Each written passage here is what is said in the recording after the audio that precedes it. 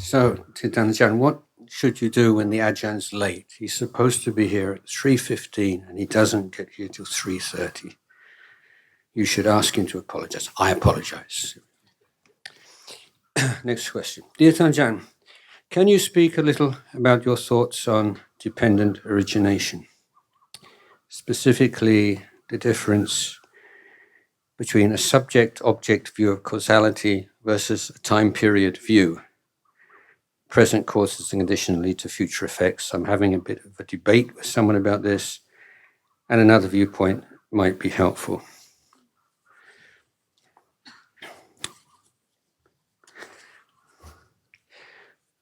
When I was on Tudong in India a couple of months ago, and just having Dhamma discussions or questions with some of the monks, and we divide the questions into two types, two categories. It's like before coffee and after coffee questions. So this is kind of an after coffee question. Okay, so the Paticca Samuppada is the Buddha's masterpiece teaching, and quite difficult to understand, obviously. Only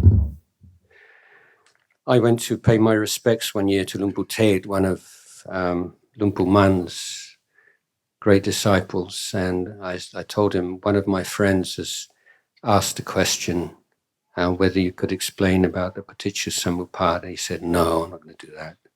He said, waste of time, only arahants can understand Paticca Samuppada.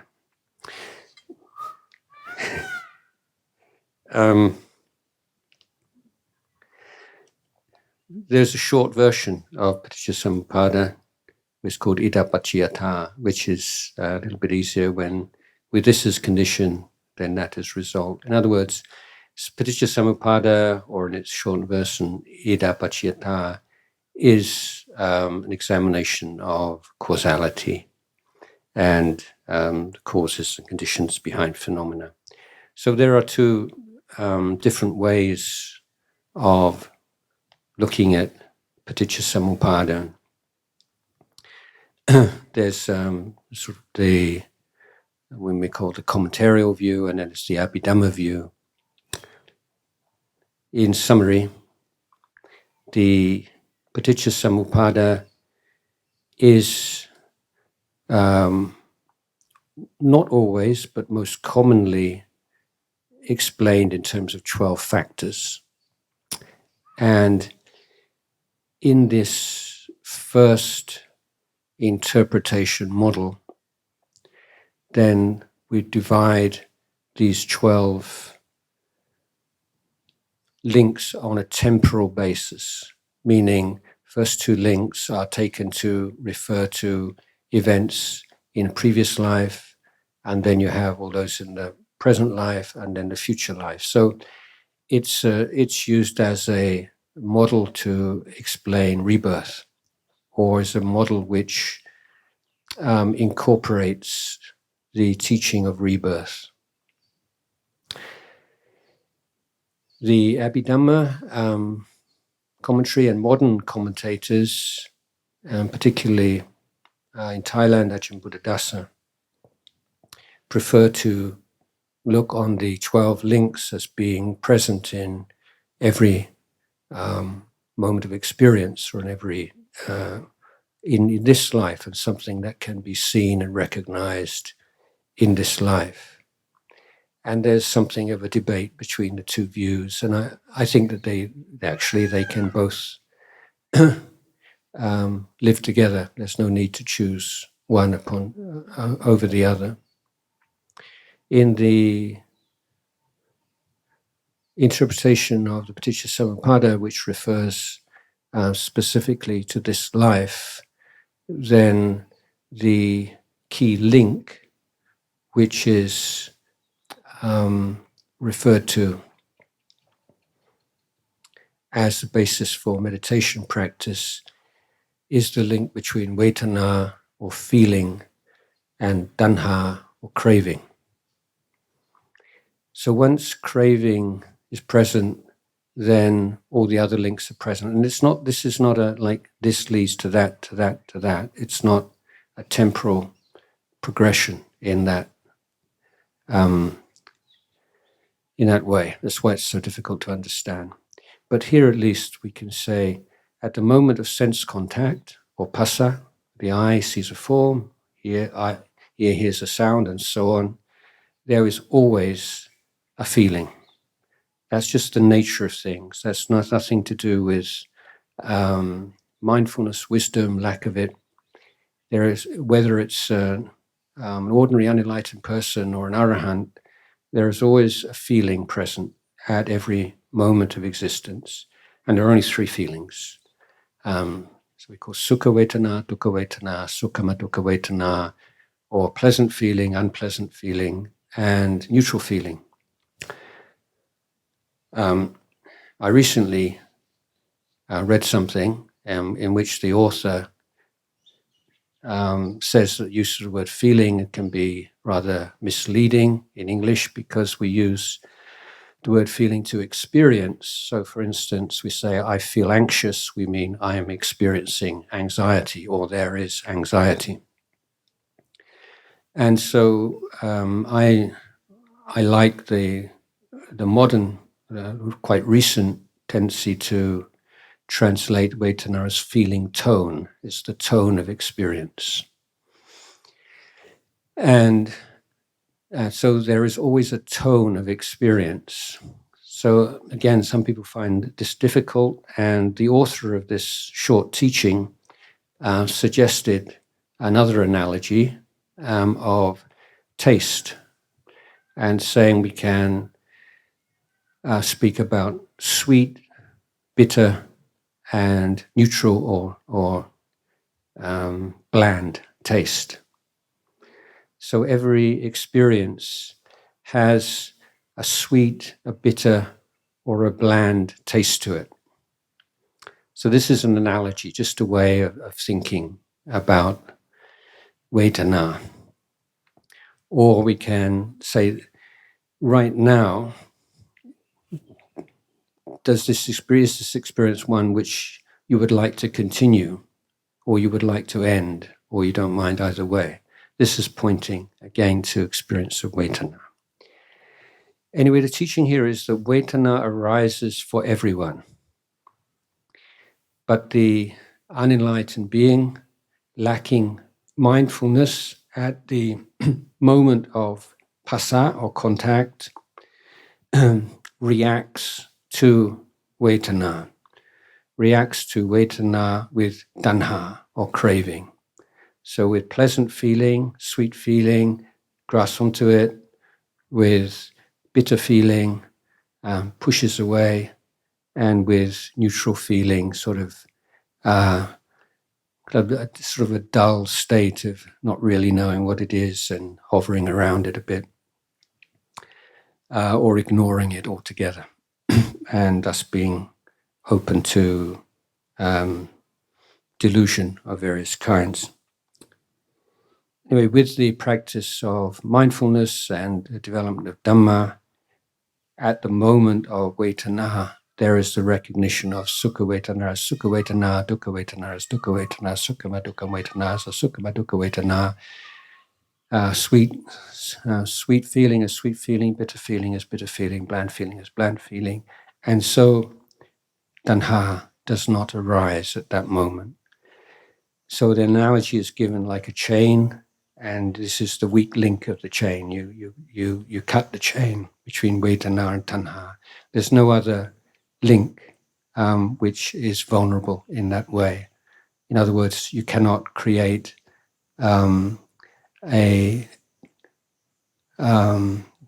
cannot break the link between craving and upadana or attachment. These things are inseparable. They're just one and the same thing, basically.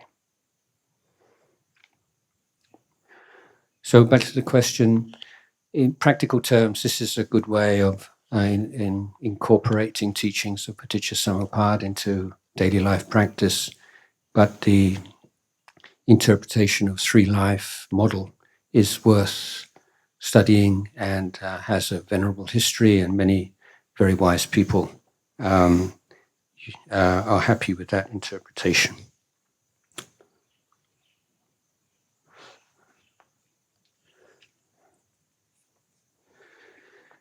May I ask for some advice on leaving a will? What is the best way? How can we help our children in the wise way for leaving the money and all? Many thanks. Do it today. That's my first advice. Don't put it off. If you know any family in which the wife has been left because the husband didn't ever want to get round to writing a will, and how much suffering and pain it adds to the grief of bereavement, you would see the wisdom in getting a will made straight away. A living will is now very popular, and there are forms that you can find for living wills which contain advice as to your wishes should you be in hospital and unable to express yourself because of injury or illness or technology, whether you want, to what extent you want your life extended through the marvels of medical science, and what extent you would like to leave the world in a more natural way. These living wills, I think, are also very, very good, very important.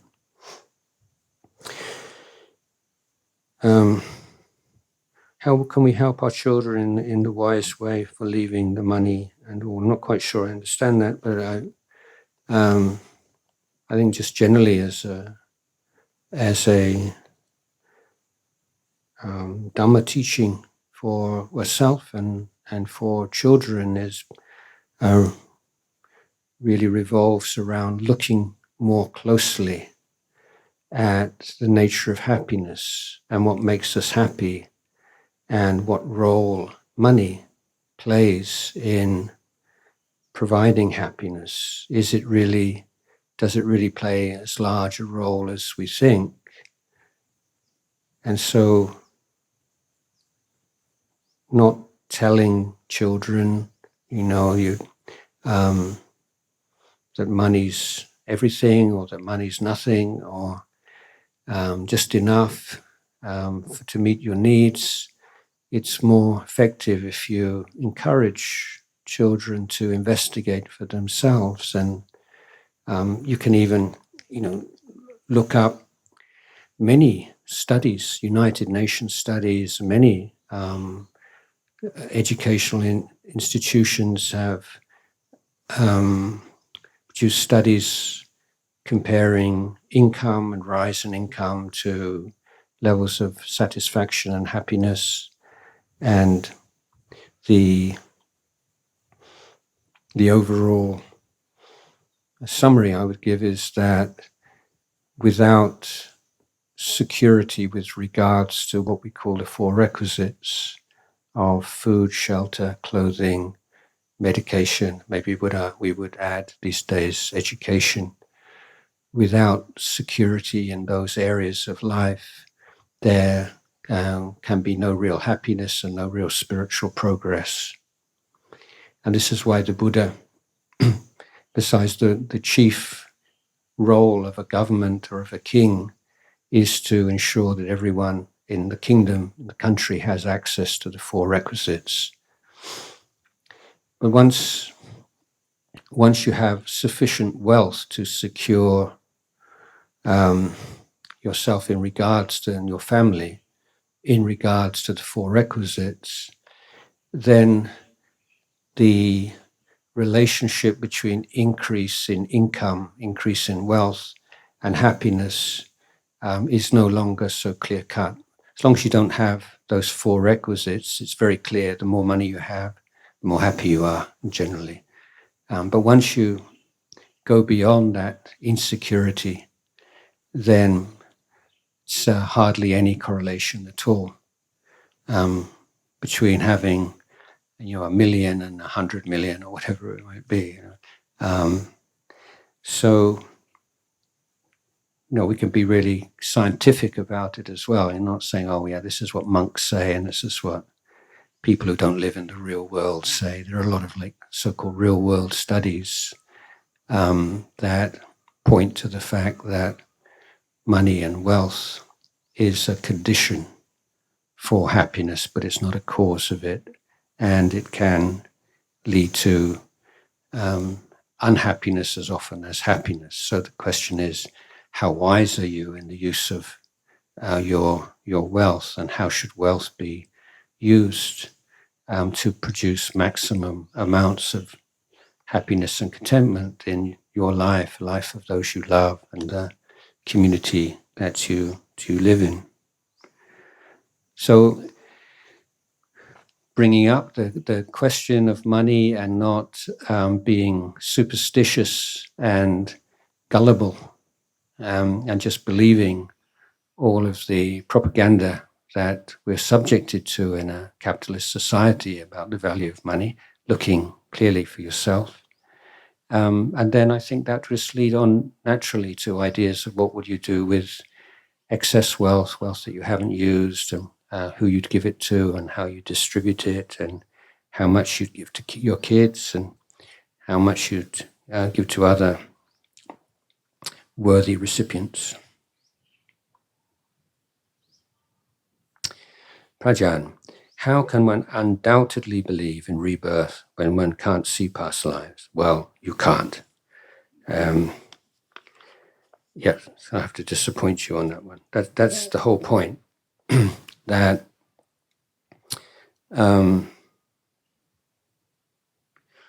we, as Buddhists, one of the most important teachings of the Buddha occurs in sutta in the Majjhima Nikaya called Chanki Sutta. It's about 100 and something, 103, 104, something like that.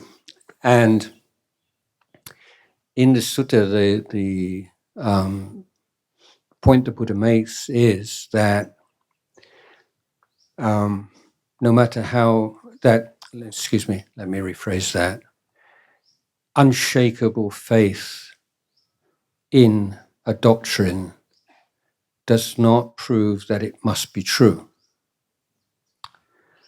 You can believe 100% in false things.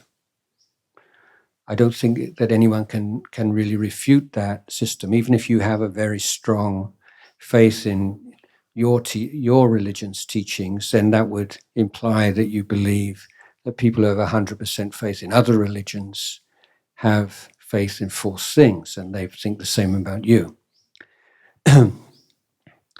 So this was a revolutionary teaching, and way before its time. Religions, both before and after Buddhism, have never really grasped this point, I don't think.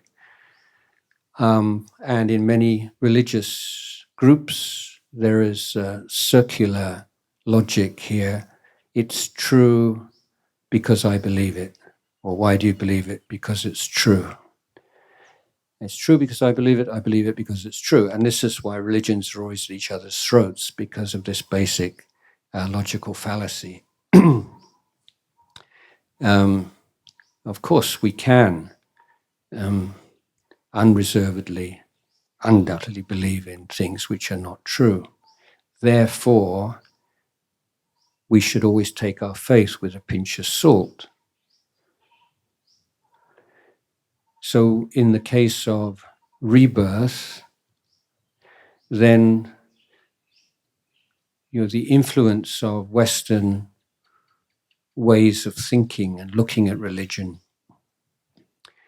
lead people to see the teaching on rebirth as a Buddhist dogma or a Buddhist doctrine. And it's like the keynote doctrine. So people say, oh, you're a Buddhist, you believe in reincarnation. It's like that's your keynote teaching. And that's what you have your faith in. But as I have repeated so many occasions, Buddhism is not a belief system religion. It's an education system, religion. It's a different family, different species of religion. It's not based on faith in dogmas. So if someone says to me, says to you, oh, you're a Buddhist, you believe in reincarnation, don't you? And you say, yes, I do. Actually, I don't know whether there is rebirth, really. But I've taken this teaching on trust. So there is this humble recognition that we don't actually know, but we are content to take the teaching on out of trust or as a working hypothesis. Because the Buddha says in the in teachings on right view or samadhi that taking on the concept or the view of rebirth is conducive to practice, to progress in Dhamma. And believing that there is no rebirth, believing in annihilation, for example, that after you die, that's the end of everything, is obstructive to progress in Dhamma. Now, my approach to this topic of rebirth maybe can explain with an analogy. Say you were born in a very flat land, like on the prairies of North America or Holland or somewhere like that, super flat, no mountains, just some small hills. And you find yourself blown away like Dorothy in Wizard of Oz, and find yourself in a strange land. But someone has given you a map. And so, well, can you trust this map? Well, there's only one way to find out. You start walking along, and the map says you are here, so you walk along, and you look to the left, and you look to the right, and the left says about a kilometer that way, there's a village of about so many houses. Yes, and over to the right, there's a forest. Yeah, there's a forest. Oh, there's a bog, and there's quicksand. And every single feature that is marked on the map that you can see as you walk along is accurate.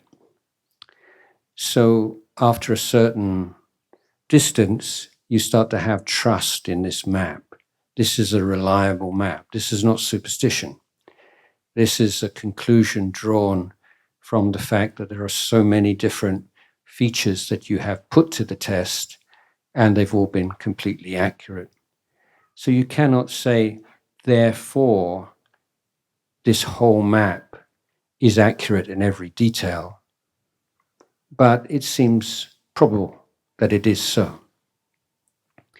And then you walk on some more, and yes, more and more reasons to trust in the map.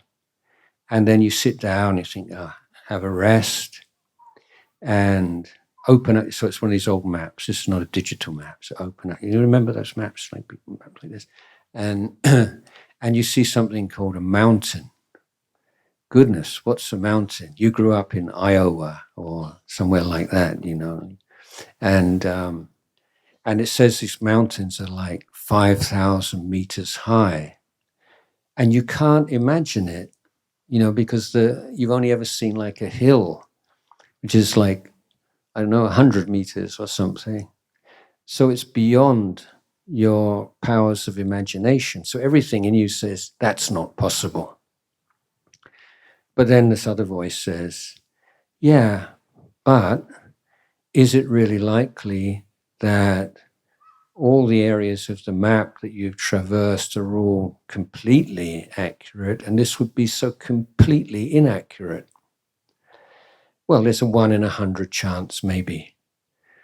But it seems much more likely that there is something called a mountain, and it's that high, it's simply out of the realm of things that I have personal experience of.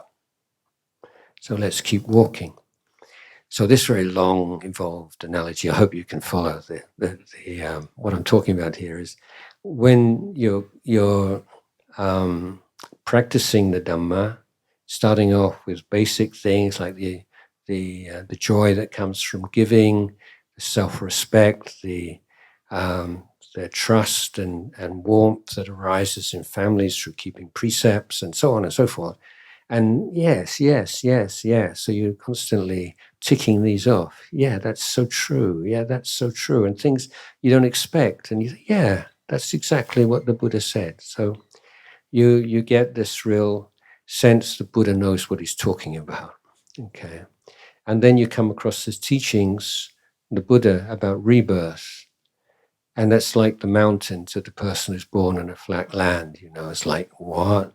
Come on, it's like a story. It's like a mythology or something like that, because that's your frame of reference.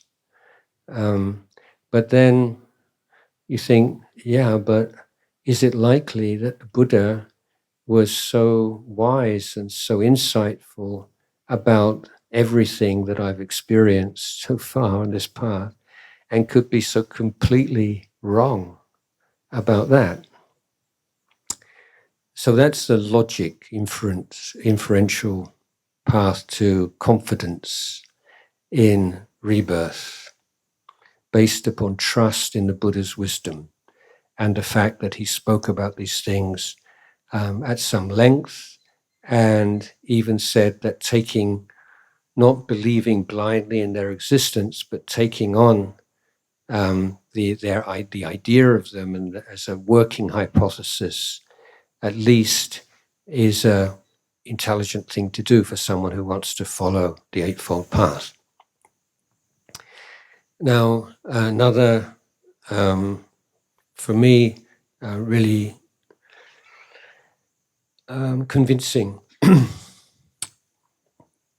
support for belief in rebirth is the recollection of past lives by children.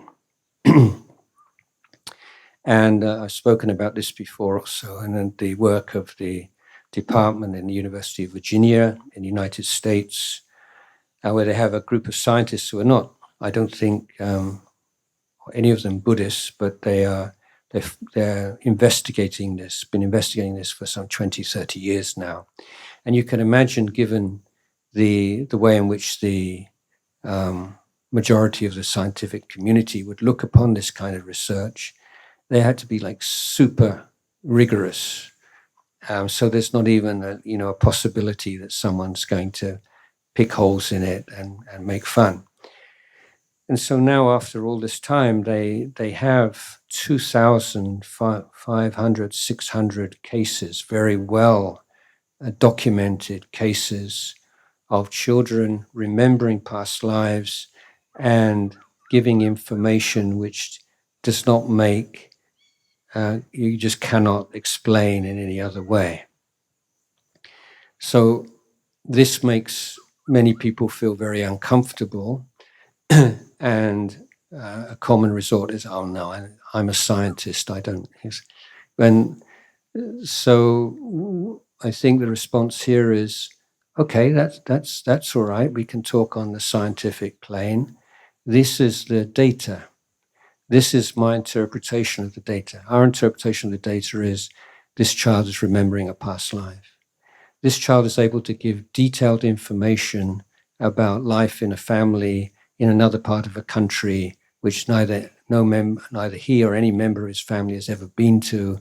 He's able to talk about roads that no longer exist and houses that were long demolished and and things that he couldn't have heard about. And so the skeptical arguments about things become really kind of ridiculous. But I think that if you say, okay, you don't accept the hypothesis of rebirth as an explanation of this data, then I think, from my understanding of scientific debate, you have to be able to produce an alternative hypothesis or a superior hypothesis. You can't just say, I don't like your hypothesis, because it challenges everything that I believe in my life. So we have the words of the Buddha, we have and you can look this up on, there are books been written with a number of these cases. There's YouTube videos, all kinds of stuff you can read about, watch. And forgot just now the monks and nuns and meditators who've developed very high powers, profound samadhi, and have memory of past lives. Again, for monks and nuns, in Theravada world particularly, don't like to talk about these things. And the Buddha didn't want monks to be talking about this stuff too much. But when monks are pressed or do speak about these things, monks together, for instance, then again, you can. There are two possibilities, aren't there? Or three possibilities. One, the monk's telling the truth. He does have a memory of past lives. Secondly, he's lying. Third, he's deluded. There has to be one of those three, doesn't it? So I think in the case of well-practiced monks, we can more or less discard the lying possibility. So he's either having an authentic recollection of past lives or it's some delusion. And here you don't know. But if it's someone who you've seen with great integrity and wisdom and compassion, then you tend to want to give him the benefit of the doubt, although you recognize it's not proof. One last thing is recollection of lives under hypnosis, and that's really fun if you've ever listened to any tape transcripts of people remembering lives. And I listened to one once where there was this like rather posh Englishman talking like that. And he went into hypnosis, and his voice changed into like a farmer's kind of slang from 200 years ago, and he recalled being on a ship in a war and having his leg blown off, and it's so realistic. It's a kind of awful thing to hear. But anyway, if that's not a remembrance of past lives, then what is it? So, in summary, I would say that there is 4 particular things that are strong supports for belief in rebirth. One is the Buddha's teachings and our trust in his wisdom, compassion. Secondly, similarly with great monks and nuns and meditators. Thirdly, modern day evidence of children all over the world, not only in Buddhist or Hindu cultures, remembering past lives in great detail. And fourthly, people remembering past lives under hypnosis. So we can say, yes, I believe in rebirth for these reasons, for these supporting reasons, but I don't know. And we are the religion. We are the only religion. We can be very proud of this. We don't have any shame about saying, I don't know. Yeah. We don't know it all. Yeah, I don't know. You can say that. So if you want to know if it's a Buddhist, there's someone who's proud to admit that, not actually proud, but willing to admit that there are certain things they don't know, but they're taking on trust for the time being.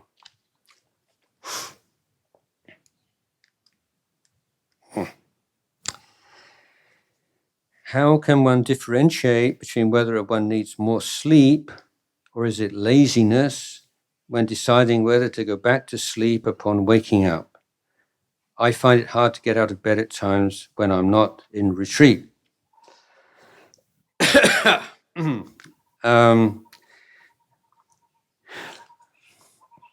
think it's good to experiment a little about as regards how many hours of sleep we need.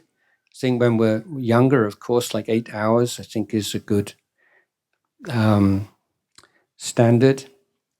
But everyone's different, everyone's needs are different, and it may be that you don't need quite so much sleep as you take. I mean, 8 hours a day, that's a third of your life. You just think about that. If you're 60 years old, you've slept away 20 of them. Yeah, that's quite stunning kind of reflection, isn't it? And so if, for instance, you could function well on 7.5 hours, then you have a half hour for meditation in the morning. So, that can, for people who feel they don't have enough time for meditation, busy life, then that's one thing I would recommend. Just experiment a little bit. If you really feel less than 8 hours, you feel groggy, mind's not so clear, and sleepy during the day, and so on and so forth, then 8 hours is what you need, or maybe even more than that, who knows. But don't take it as a given. It's not like a biological necessity for all human beings. It's more like a general average, I think.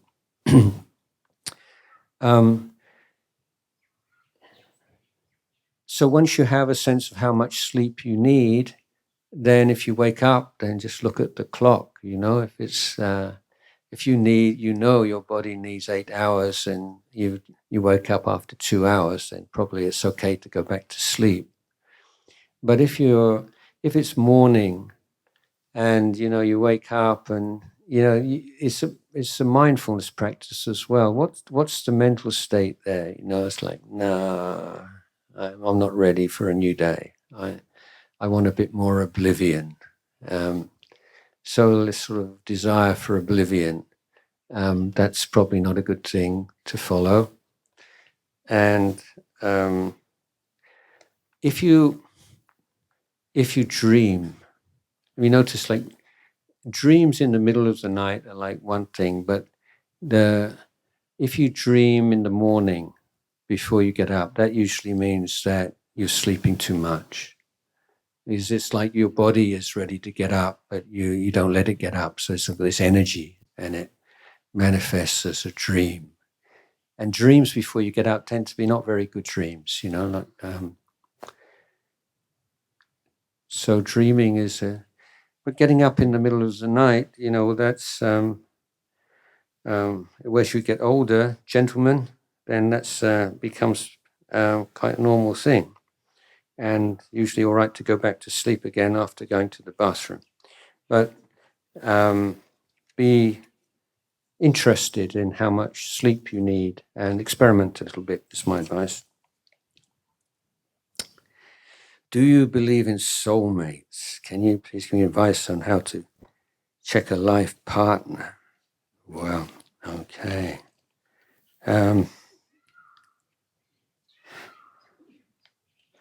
So in Thailand, this is a big, everywhere, I guess. And I don't have an argument with the idea of a soulmate. I have an idea of the argument how you, what you do when you meet a soulmate. Because the idea is you meet a soulmate and that's it, soulmate, get married, have kids, live happily ever after. But for me as a Buddhist, I would say if you meet a soulmate, you say, let's call it quits, okay? We so many lifetimes now, and it's not really worked out. Let's make a fresh start. You go your way and I'll go mine. So for someone to be a soulmate, meaning, being a husband and wife, or you had a strong connection over a number of lifetimes in that way, then it's dependent on an equivalence of certain virtues, faith, sila, jhaka, generosity, and panya. So if you're keeping 5 precepts and you have very strong bond, love, and you have equivalent levels of faith in Buddha, Dhamma, Sangha, generosity and wisdom, then there's possibility that you'll meet in another life, next life. Can you please give me advice on how to choose a life partner? Probably not the best person to give this advice.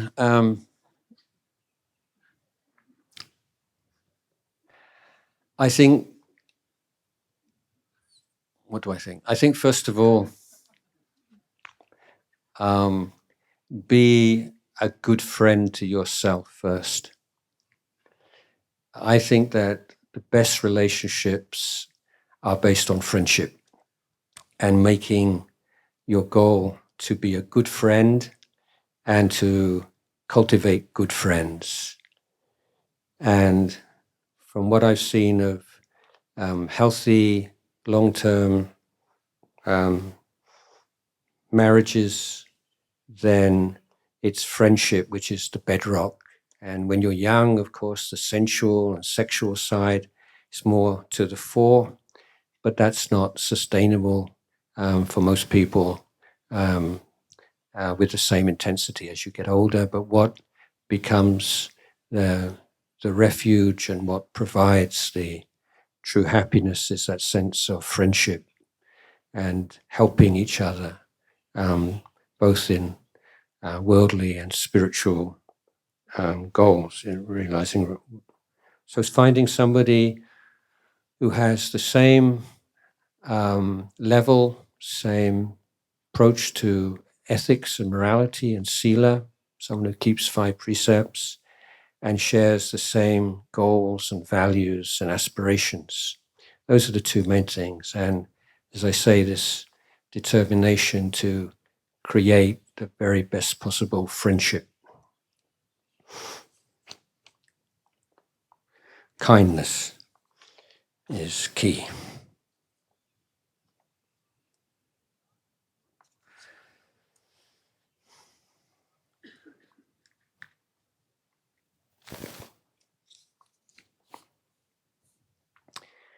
You mentioned that it is important to notice the gaps between thoughts. Could you please elaborate? How does this practice help us understand our mind and free it from attachment and wrong views? Is this gap an object of mind, and so doesn't this make it a thought? Okay.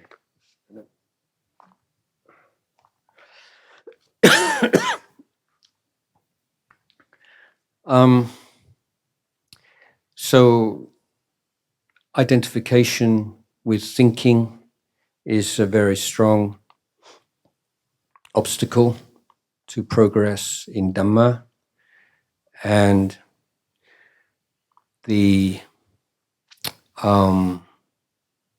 taking thinking and intelligence as an identity means that samadhi can be quite threatening because you have to relinquish thought to enter samadhi. So if your idea of who you are and what makes you special or unique, an idea is how smart you are and your thinking mind, then that's going to be a real conflict. So looking at that quite closely, especially if you have to use your mind a lot in your job, your career, or you've been very successful using your thinking mind, then letting go of it is like feel almost like suicide. So there's a lot of fear and resistance to that. To deal with that, just to sort of gently deal with that, is to observe that even in a busy thinking mind, there are a lot of gaps between thoughts. But it's like stepping stones over a river. You don't notice the gaps between the stepping stones. And the gaps between thoughts are invisible to most people. You say, oh, I've been thinking, I can't stop thinking all day. No, if you look a bit more closely, it's not exactly true. You're thinking and there's a short gap and then you think again. So there is the possibility of gaps. And at the end of every exhalation, every out-breath, there tends to be a small gap with no thought. So that's something to be mindful of. So the idea is observing the gaps between thoughts, and you can exercises out in the world, like here, looking at the gaps between trees and the gaps between people, and it's just an exercise that I developed over many years, noticing the gaps. And then you can be more comfortable, and then you can expand the gaps in thinking and become, and that can become a way of weaning yourself away from attachment to thoughts, just very, very gradually and gently. So how does it help us to understand our mind? Well, because we're seeing that thought is not who we are, it's not an identity, and views and thoughts, these are all views and are composed of thoughts. And so we begin to see thought as more kind of wispy and insubstantial. It's not such a really big deal anymore. You still have thoughts going through your mind, but the subjective experience of thought changes. And gradually you can move on to a sense where your default is not thinking. You can think, but the default is not thinking about something, anything at all, just to fill in the gap. But there is a contentment with absence of thought, clarity of mind, and absence of thought. And it's a very pleasant abiding. Is this gap an object of mind? Yeah, I guess so, isn't it? It's something you're aware of. I'm not so keen on this kind of investigation. Doesn't it make it a thought? Well, technically, what does a thought mean? If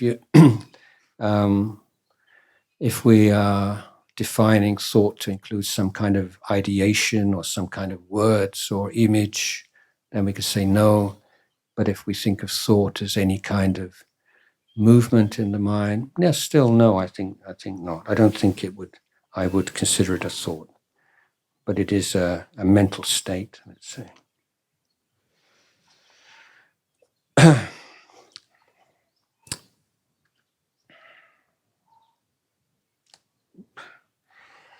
Dear Ajahn, thank you for your teaching. Can you advise how to do death contemplation?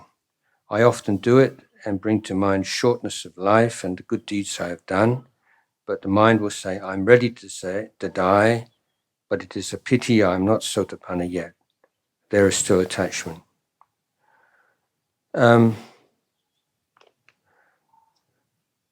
Yes, you can. There are a number of reflections. So, excuse me. One way of talking about meditation, divide them into discursive and non-discursive meditations.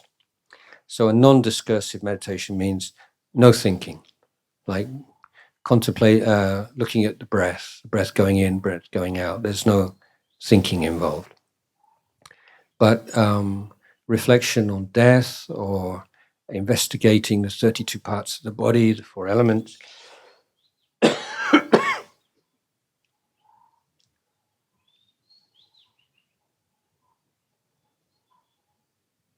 you start off using the thinking mind, but in a very disciplined way.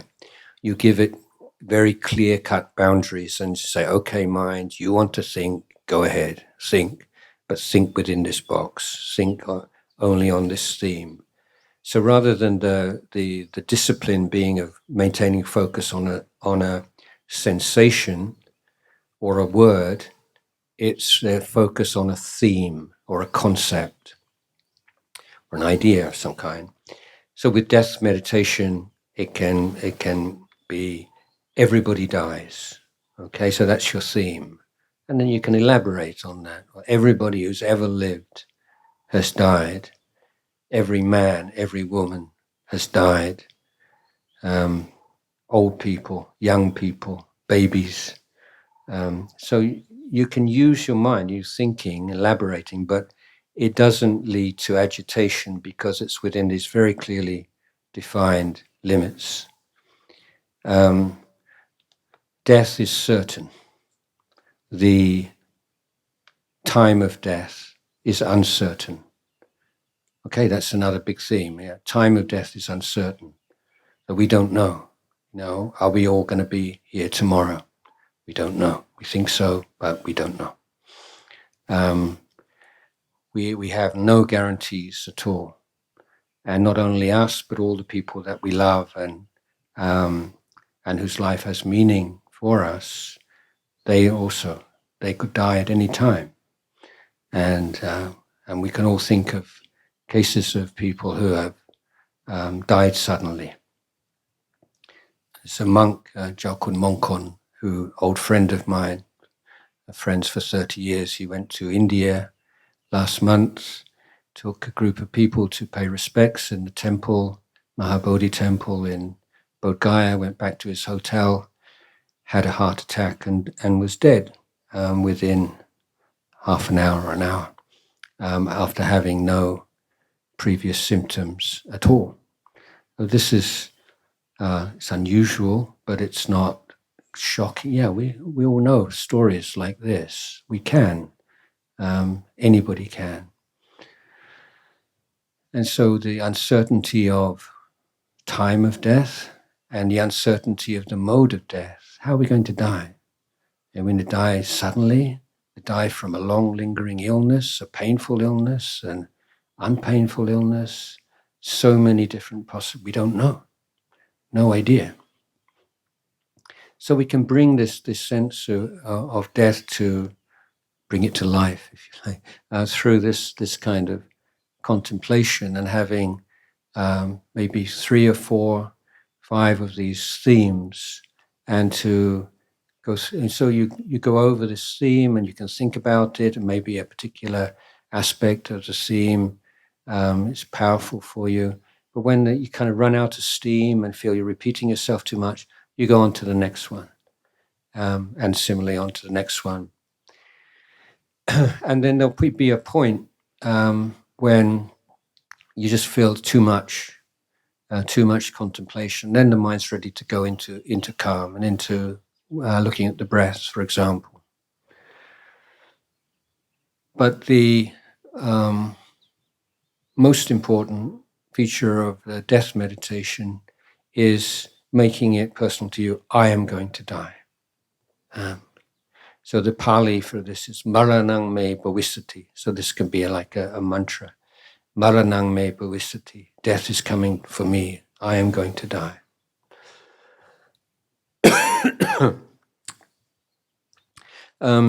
At the end, the author of this question says, Mai says, I'm ready to die, but it's a pity I'm not Sotapanna yet. Excuse me. That's not a really wrong view or attachment. That actually can be a source of wisdom. Yeah, I could die at any time, and I still not realized Sotapanna. So I'm still in the danger zone. I have no guarantees for what will happen after I die. The only person who's safe out of the war zone is the Sotapanna. So that sense, I'm ready to die, but I want to, if possible, realize stream entry first. I don't think that's like a deluded way of thinking. It's quite a wise way of thinking if it leads to urgency in practice.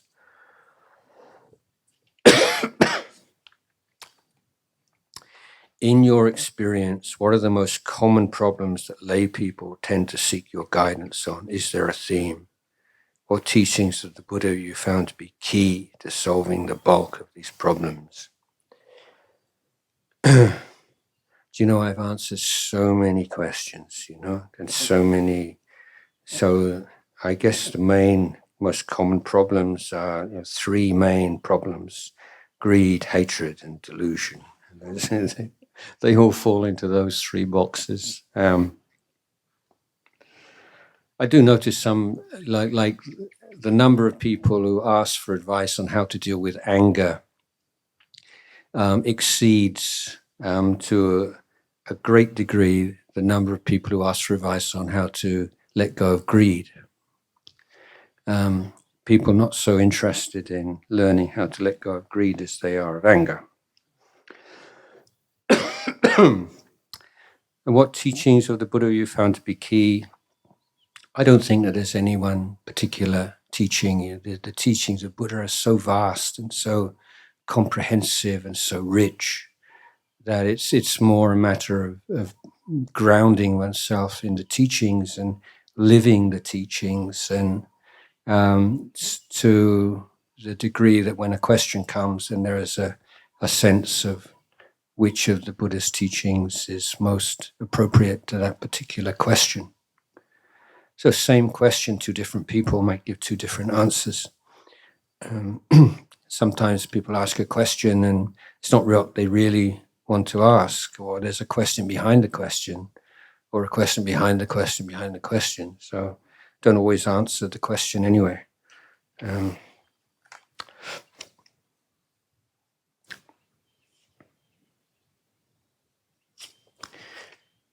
just one more.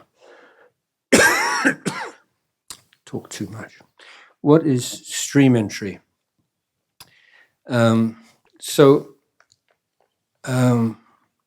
In science, so I'm not a science, I'm going to show myself up here, but I heard things like quantum leaps.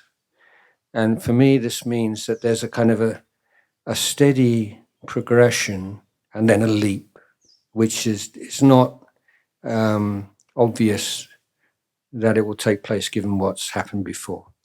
Or let's say like crystallization, something like that. So in the practice of Dhamma, you have this like gradual development, and then you reach a certain point and there's like a quantum leap. And that first quantum leap is called stream entry. And why I call it quantum leap or compare it is that through realization of stream entry, the Buddha says the gates to the lower realms are closed.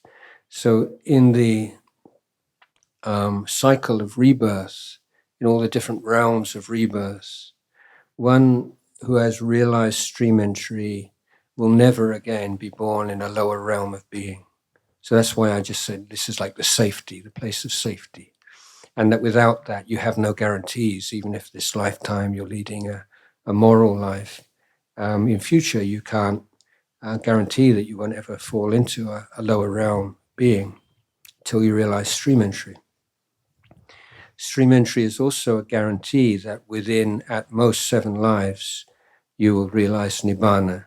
So this is the source of this analogy of stream. So then if Nibbana is like the ocean, you've entered the stream and now you're flowing down inexorably to the ocean. The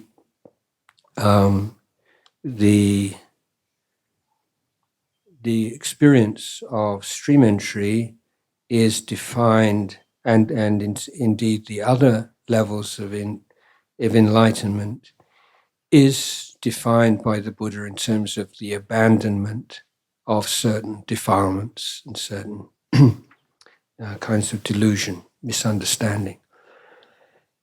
So the stream enterer abandons 3 these defilements, which are called sangyojana or fetters. So fetters like chains that bind you to samsara.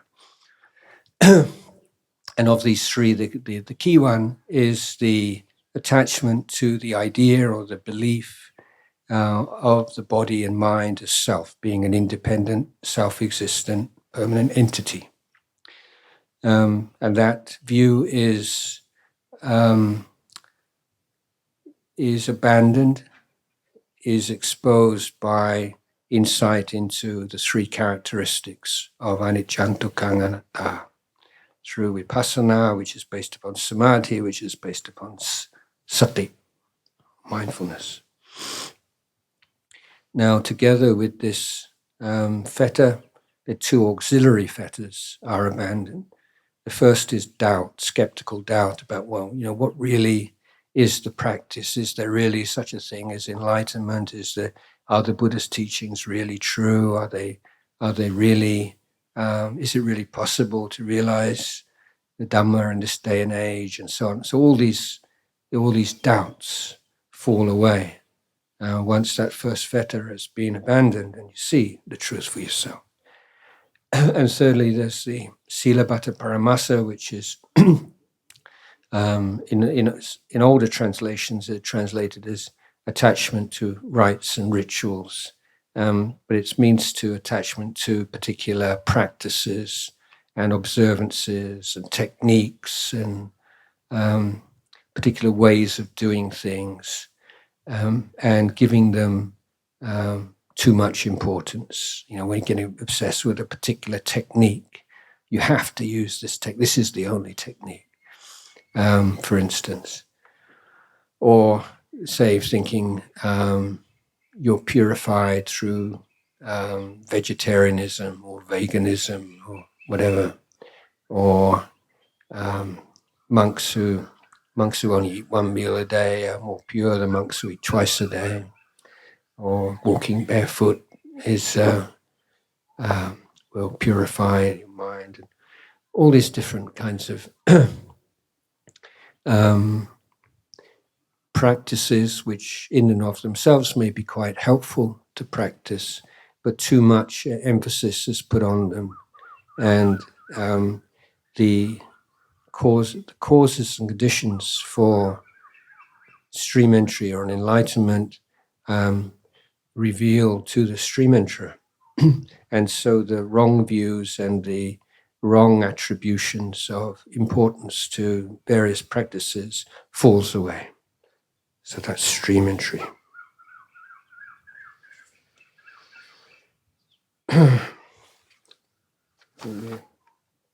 As I came late, I'll answer one more question.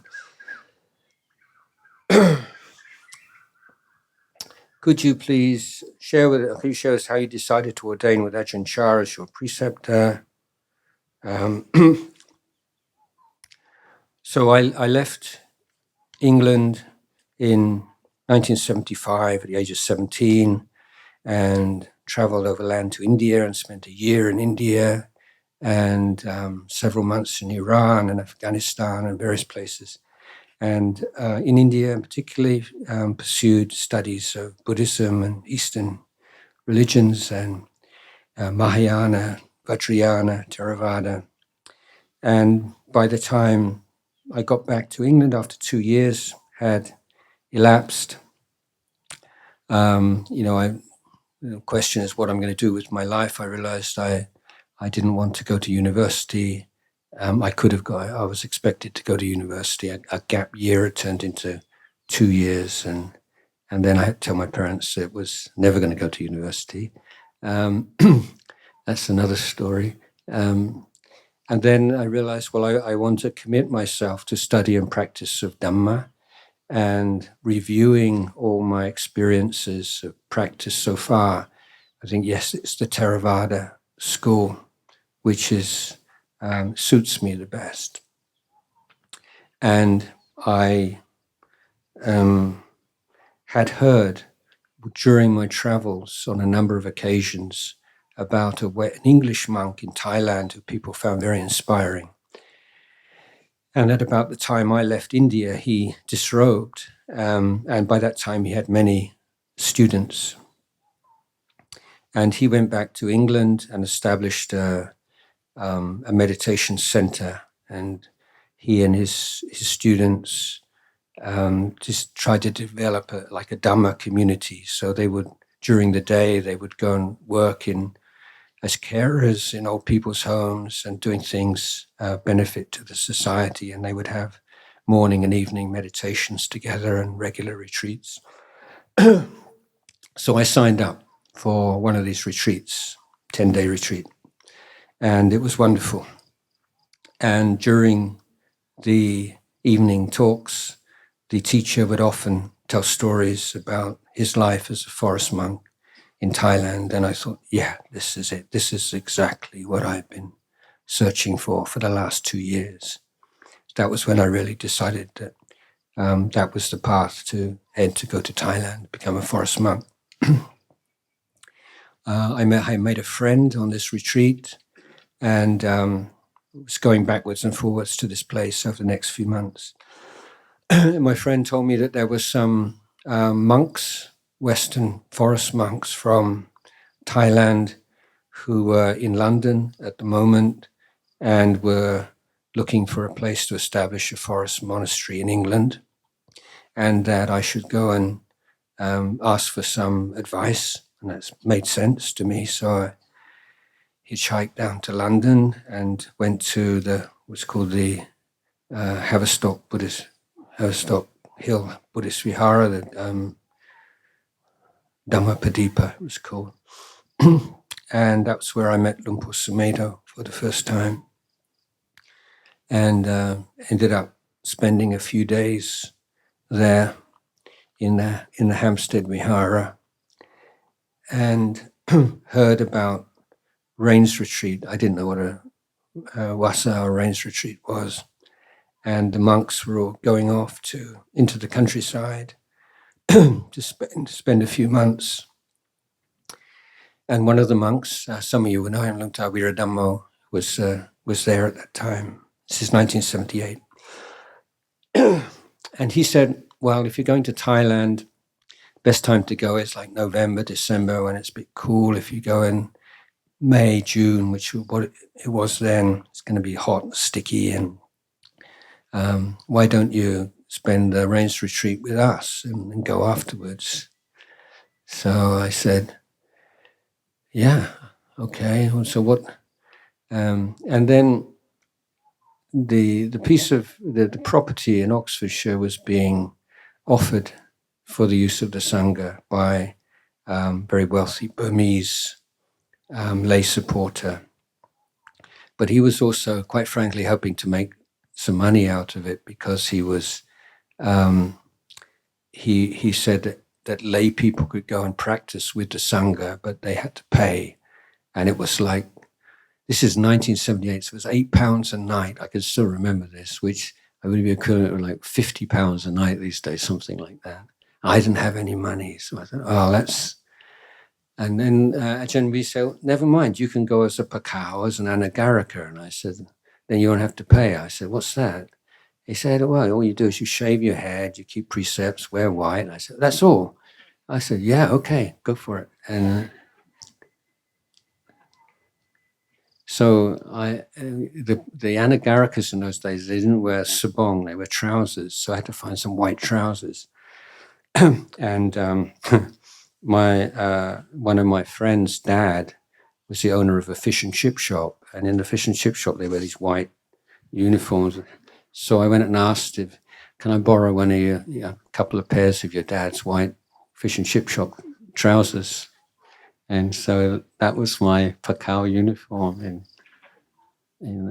So while I was in Oakenholt, this place just outside Oxford, then of course there's a big picture of Ajahn Chah, and Ajahn Sumedho's talking about Ajahn Chah all the time, and Ajahn Viradhammo's talking about Ajahn Chah, and everything is, and so of course I'm absolutely fascinated and inspired, and that becomes my goal to go to Wat Pah Pong and to become a disciple of Ajahn Chah, which at the end of the Rains Retreat in 1978, I did. And I've been here ever since. Okay. So that's the end of the Q&A this afternoon. And you can...